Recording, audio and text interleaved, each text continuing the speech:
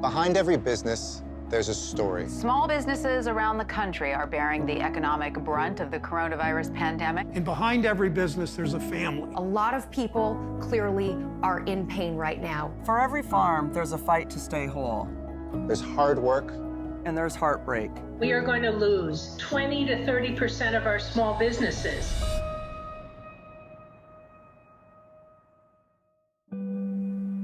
This is the story of Kevin and Molly Johnson, a family-owned business in Lake County, Ohio.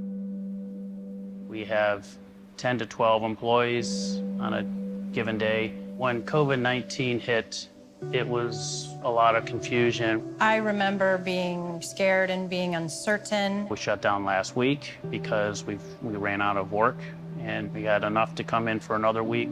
If we don't get additional orders in, we're going to have to look at another shutdown. You can't make a big purchase, equipment, you can't plan for the future. We don't even know if we can cover payroll. When this isn't going well, it's scary. You're kind of forgotten, right? The president always bragging about the stock market sort of leaves a lot of small manufacturing companies behind. We could use a little help right now, and it just seems like we get one step forward and then 2 steps back. This is the story of Jernae Green, who just started a clothing store, and then COVID hit.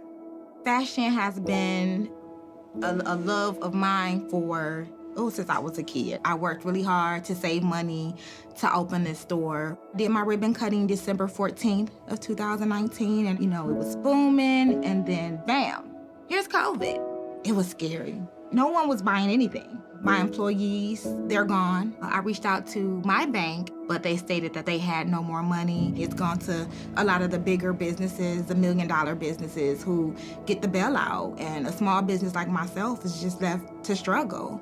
Being an African-American female business owner under President Trump, I feel, how can I say, I'm alone. I'm alone.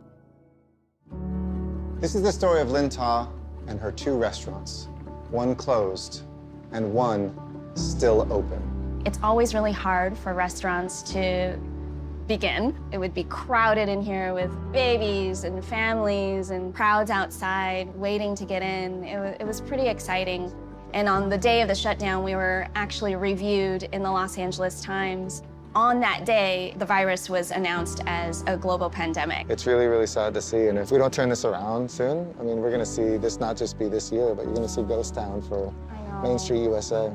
The first decision that I had to make, because 100 people are looking at you, and unfortunately, the call was to furlough everybody.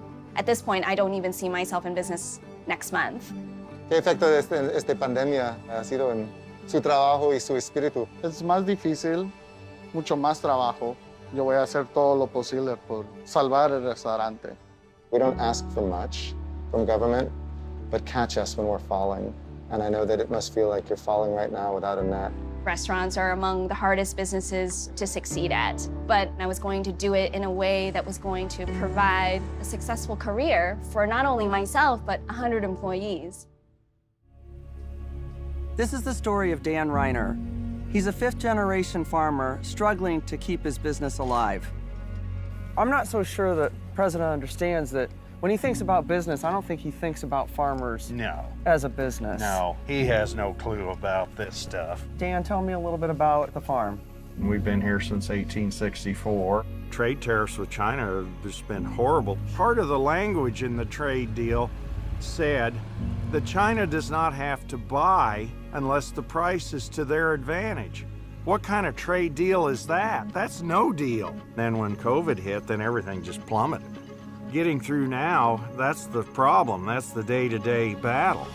I believe that Joe Biden will be a clear voice for us, something that we have not had. Joe Biden has an understanding of what the average American is experiencing. I think he's with me.